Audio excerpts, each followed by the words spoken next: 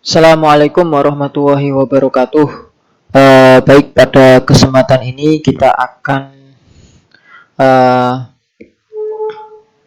masuk ke materi listrik bolak-balik selanjutnya, yaitu daya rangkaian RLC. Ya, kita masuk ke pendahuluan, yaitu yang namanya daya listrik bisa dikatakan sebagai kemampuan elemen listrik ya untuk mengubah energi listrik menjadi panas atau kalor. Itu yang namanya daya listrik.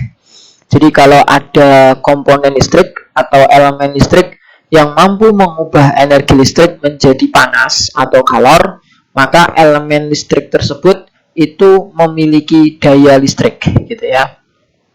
Pada suatu rangkaian ada elemen listrik itu yang berfungsi untuk menghasilkan energi sekaligus menghasilkan daya, dan ada elemen yang berfungsi untuk menyerap energi sekaligus menyerap daya listrik ya. Jadi ada elemen-elemen listrik tertentu yang bisa menghasilkan energi dan daya listrik, dan ada elemen-elemen listrik tertentu itu yang malah menyerap atau menyerap energi dan daya listrik ya.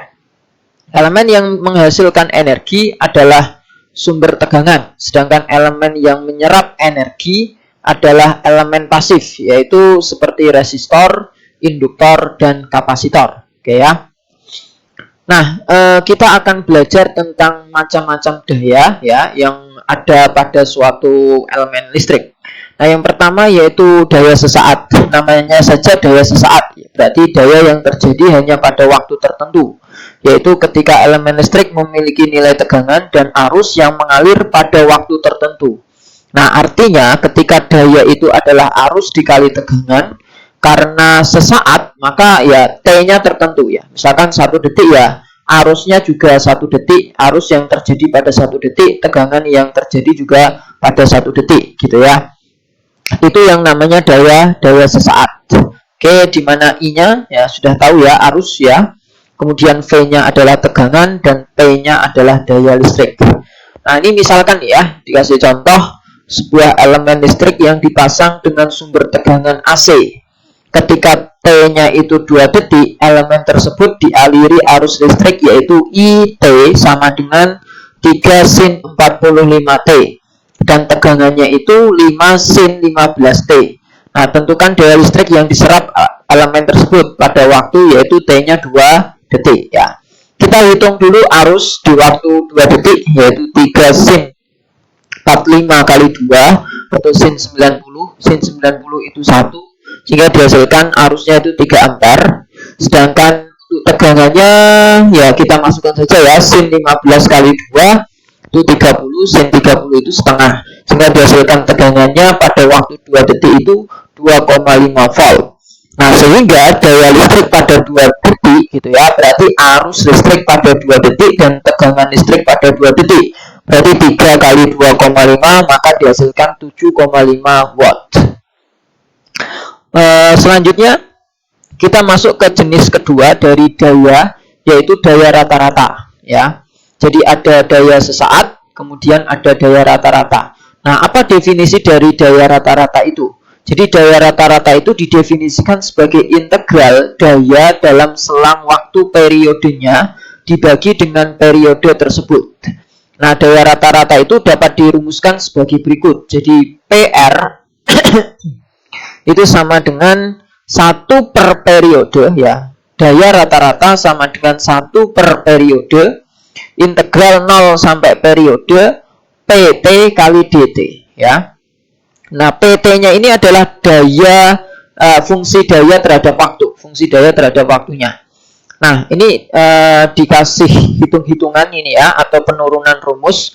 Jadi misalkan tegangan sebagai fungsi waktunya itu Vm sin omega T. Sedangkan arusnya itu kan V per R ya, berarti Vm per R sin omega T. Berarti atau menjadi Im sin omega T. Kalau kita kalikan antara arus dan tegangan untuk mendapatkan dayanya, maka Im sin omega T dikali Vm sin omega T ya. Maka di sini nanti akan kita dapatkan sin kuadrat omega T. Nah, sin kuadrat omega T itu bisa diubah dalam bentuk trigonometri menjadi setengah kali 1 min cos 2 omega T. atau nanti menjadi seperti ini ya, IM kali VM per 2 kali 1 min cos 2 omega T gitu ya. Nah, sebagaimana persamaan daya rata-rata tadi ya seperti ini, maka kita bisa masukkan ke dalam persamaan ini untuk mencari persamaan daya rata-ratanya. Ini dianggap periodenya 2pi, maka 1 per 2pi, integral 0 sampai 2pi. Nah, ini harusnya langsung di sini saja ya. Nah, PT-nya itu menjadi setengah ya, setengah 1 min cos 2 omega T. Nah, ini kita tinggal integralkan. Kemudian kita masukkan batas integralnya, maka nanti kita akan dapatkan daya rata-rata itu I efektif dikali V efektif, karena didapatkan IM per akar 2 kali VM per akar 2, atau I efektif kali V efektif gitu ya.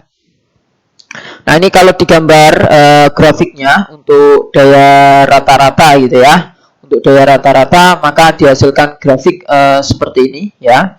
Dihasilkan grafik seperti ini, di mana yang merupakan daya rata-rata itu yang ini, yang garis lurus ini ya, yang garis lurus ini. Oke, seperti itu kira-kira ya. Untuk yang biru, yang merah, sama yang hitam itu masing-masing adalah tegangan, kemudian arus, dan kemudian yang terakhir adalah daya sebagai fungsi waktu. Nah, sedangkan daya rata-ratanya itu yang garis lurus ini gitu ya. Nah, daya rata-rata itu nilainya berbeda-beda ya ketika berada pada elemen yang berbeda. Nah, ini yang sudah kita pelajari itu daya pada rangkaian resistor. Nah, itu ada nilai persamaannya, yaitu I efektif kali V efektif. Nah, sedangkan kalau pada induktor daya rata-ratanya hampir sama ya. Kita misalkan dulu tegangannya Vm sin omega T, maka arusnya sebagaimana untuk mencari arus pada induktor itu 1/L integral V dt. Jadi kalau diintegralkan nanti dihasilkan Vm per omega L min cos omega T ya. Atau menjadi IM. IM-nya itu Vm per omega L ya, kali min cos omega T.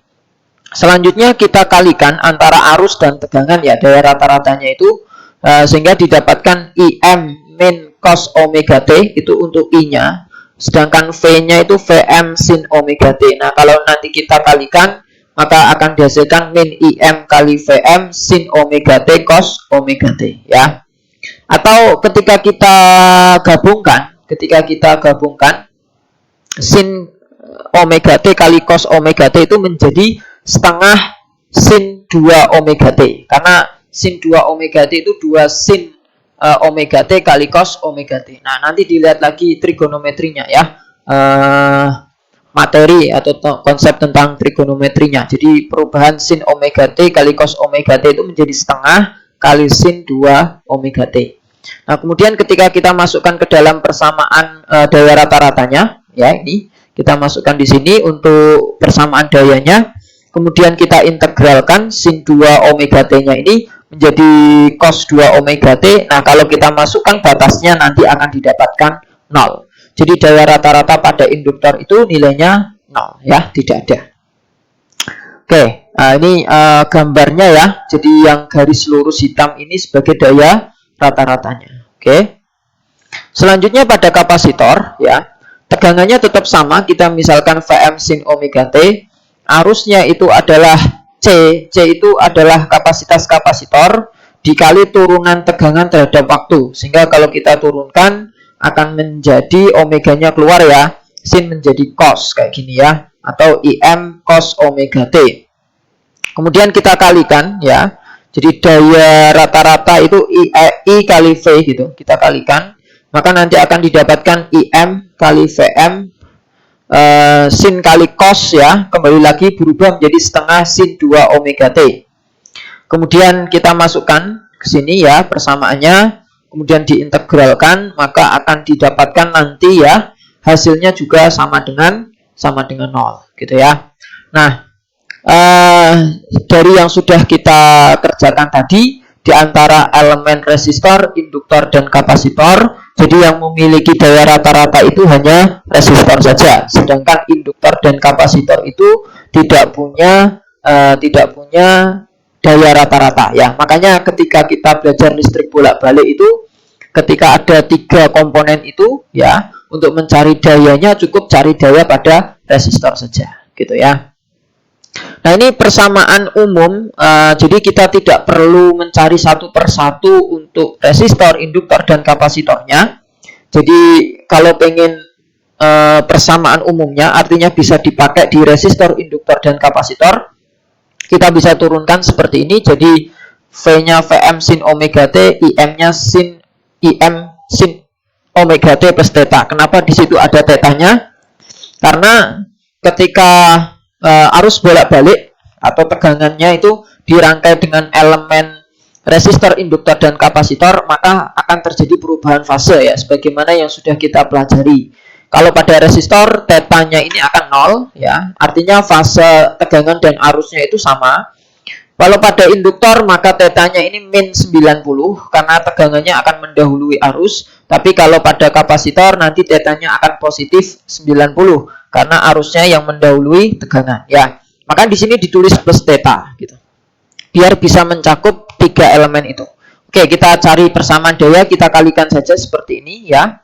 Nah, ini ada perkalian antara sin omega T plus theta dikali sin omega T. Nah, ini juga harus tahu persamaan trigonometrinya gitu ya. Persamaan trigonometrinya apa?